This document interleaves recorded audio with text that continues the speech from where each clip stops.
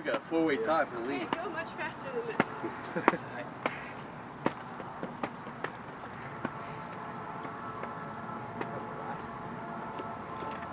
Coach like that hustle.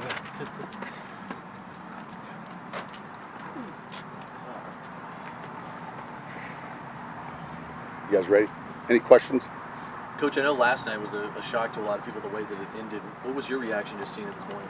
I just saw it. Look, the highlights of it. Obviously, you know, you hate to see it for our game. So I haven't seen anything else relative to penalties or whatnot. But you know, I'm sure they'll come down pretty hard.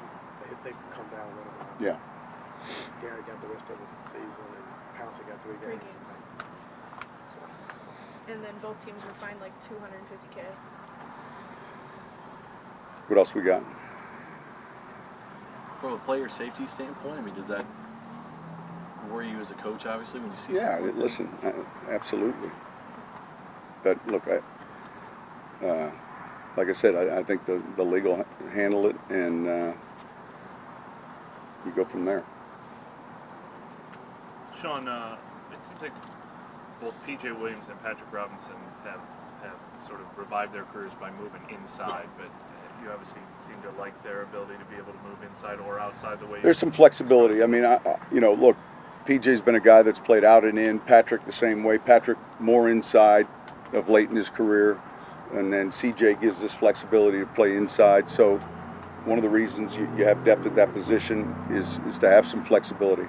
You know, you're seeing a lot more opened up sets, more receivers on the field than maybe 10 years ago, and so you know, it's important that you have the ability to match that.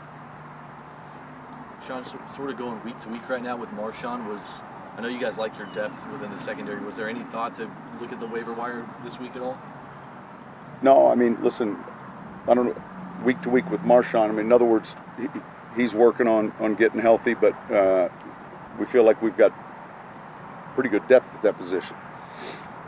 Was it a shock? I mean, I know you guys have, you know, parted ways with a former first-round pick before, but with Hargraves, was that a shock to see them kind of part ways? No, it happens at times, you know, if it's not the right fit, shoot, you have no idea all the things that are going on somewhere else that led to a decision like that. So, yeah, I mean, that happens. Mitchell Laving, you know, started, you know, working with the tight ends and the defensive ends in like week 3, and now he's just with the tight ends. What have you been seeing from him as he's? Well, it's a change, obviously, a significant change, but you know, he's someone that's tough, that's eager, and I like, you know, the progress he's making. You know, he gives you a physical presence. Certainly, you know, we hope he can develop into a blocking tight end. It's been a good change for him and for us. Where did the genesis from that? I think we always are talking when we deal with some players that maybe we're deep at a position in one area. What else does this player do well? And he's got the body type that fits kind of that position. So periodically you have these discussions. You know, Hardy's another one I think about, who was a receiver with the Texans that we claimed, and really went back and looked college, but also high school where he played corner. So you're trying to have a good vision for the player, I think, is important. Sean, after last week, was this one of those weeks where you couldn't wait to get to Sunday, where you're kind of itching a little? Yeah, I think that's a good way to put it. You know, when you don't play well and you don't feel like you as a coach, you know, you weren't successful. You know, you're eager to get back and practice, and eager to get back at an opportunity to play, and so you know, quickly you're looking at all the mistakes, you're looking at all the things you want to correct, and hopefully we can do that this weekend. I know you probably do anytime after a loss like that.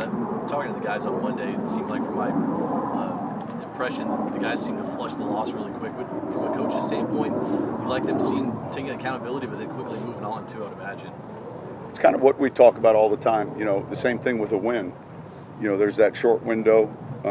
Again, a lot of things take place in a win. A lot of them that you need to get corrected. And in a loss like last week, there's still some real good things that take place individually. And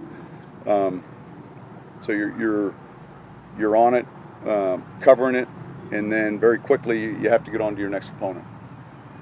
Injury report hasn't come out yet, but Deontay with his injury, you know, we don't know if he's going to play yet. But how big of a game changer has he been in the games that he's been healthy? Listen, he's come on and really developed for us. You know, he's a threat both as a punt returner and a kickoff returner. He's very confident. Obviously, he's got very good speed. You know, he was a good sign for us. And then what have you seen from, you know, Ted and Alvin and Krishan and those guys in practice this week? They're all, you know, all those guys are getting work. We'll see where we're at.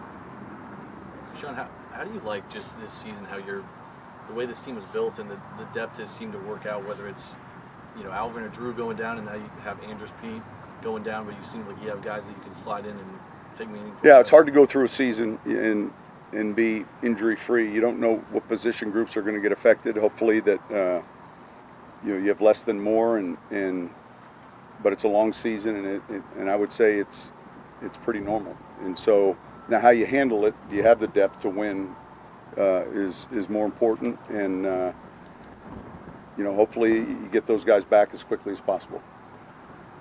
All right, thank you. Thanks, Thanks, Coach. Sean.